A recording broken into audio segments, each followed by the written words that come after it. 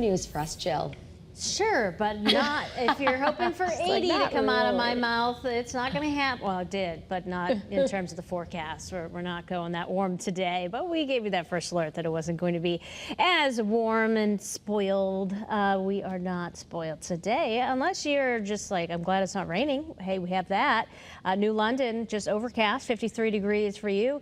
Wind flow coming in from the east-southeast. Temperatures are warmest up in Windsor Locks, 58 degrees. So a mild start thanks to the little blanket above the clouds. The rain has moved on out, so that threat has ceased for most of the day. Temperatures climbing into the low to mid 60s inland, mid and upper 50s along the shoreline. And yes, there is that chance for rain later on. So get out and enjoy the day. But we'll talk more about the timing of that second round of rain. That's all coming up a little bit later. For now, let's get an update on traffic with Caitlin. All right, good morning, Jill. Good morning, everybody. We're clicking over to 7:02 here on your Tuesday. If you're getting ready to head out the door, we are officially crash-free, which is some good news as you are getting ready to hit the road, maybe heading to work, getting the kids ready to go to school here. So your drive times are, they're okay. Hartford to New Haven on 91 is moving along. Waterbury to Hartford on 84 eastbound, improving after an earlier incident in West Hartford. And then New Haven to the George Washington Bridge, 95 southbound, real typical delays down through Fairfield County, especially along the Parkway at this time. So we had an earlier incident, again, right on the West Hartford Farmington line. So those delays are subsiding on the eastbound side. And then here's a live look outside right in the capital city, 91 north and southbound. You can see things are actually very, very good through this area at this time as well. I'm Caitlin Francis with your Connecticut Chevy First Alert Traffic Report, driven by your Connecticut Chevy dealers. All right, thanks, Kate. It is now 7:02. A Thomaston man is facing a long list of charges this morning after he allegedly kidnapped and sexually assaulted a family member right inside of his home. And we want to warn you that the details of this story are very disturbing. Police arrested 37-year-old Richard Blood after this alleged incident Saturday morning. Now, when police arrived at the home, they tell us they found a woman screaming inside after she discovered she was bound in duct tape. Now, the arrest warrant says that while she was bound, Blood held her down and punched her before sexually assaulting her. And the warrant also says that this all happened while children were upstairs asleep. A man from Simsbury is accused of killing his wife with a box cutter. He was in court yesterday facing a murder charge. Police say the couple's 18-year-old son was the one who called 911 on Friday. When police got to their home on Wildwood Road, they say 50-year-old Ding Sheng Lin was covered in blood. In court, we learned he's been in Connecticut for 6 years. He's due back in court on that murder charge in June. And we're getting a first-hand look now at the moment when police opened fire on a man with a knife in Naugatuck last week. They ordered 24-year-old Kyle O'Kreen to put his knife down at Bombers Park. When he did not do so, an officer tried to tase him. Put it down, you're gonna get tased!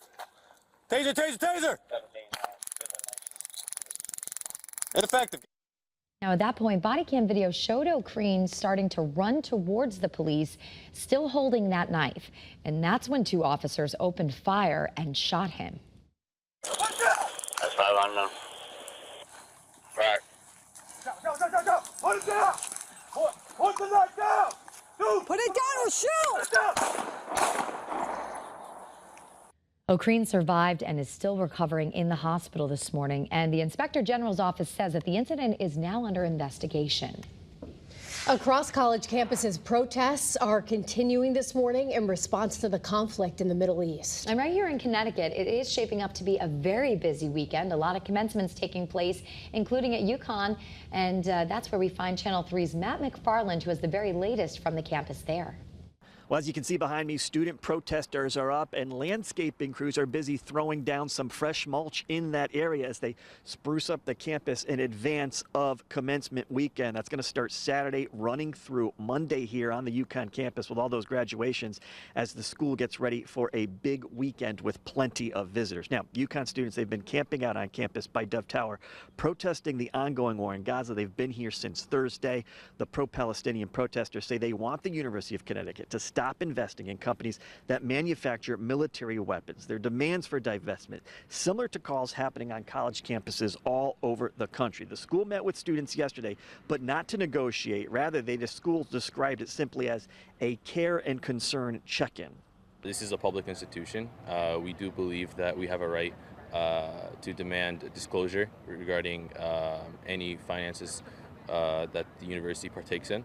Now, in a statement, UConn tells Eyewitness News university business is continuing as scheduled. UConn will continue to allow individuals to gather and remain, including carrying out protests, if that is the intent, as long as the safety measures and other guidelines communicated are followed. Again, a UConn spokeswoman telling Eyewitness News on Monday that UConn business is continuing as scheduled, and that includes the commencement ceremonies that will be here on campus starting Saturday and running through Monday.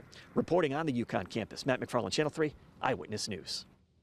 An alarming investigation in Meriden to tell you about this morning after some sort of explosion went off in a storm drain. It happened last night in the area of Cross Street and Women's Way. Pinpoint News Tracker shows you the area here. It's right near a Planned Parenthood. Witnesses say they saw smoke coming from the drain. No one was hurt, no significant damage. Police checked it out and found that there was a suspicious device in another drain as well, but it was not a bomb.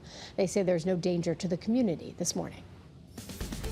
Good morning. It is 7:07. We've been tracking just clouds this morning. That rain threat has ended a long time ago. So the live view, yeah, it does feature overcast conditions. We're expecting the temperatures to rise today into the mid to upper 50s along the shoreline.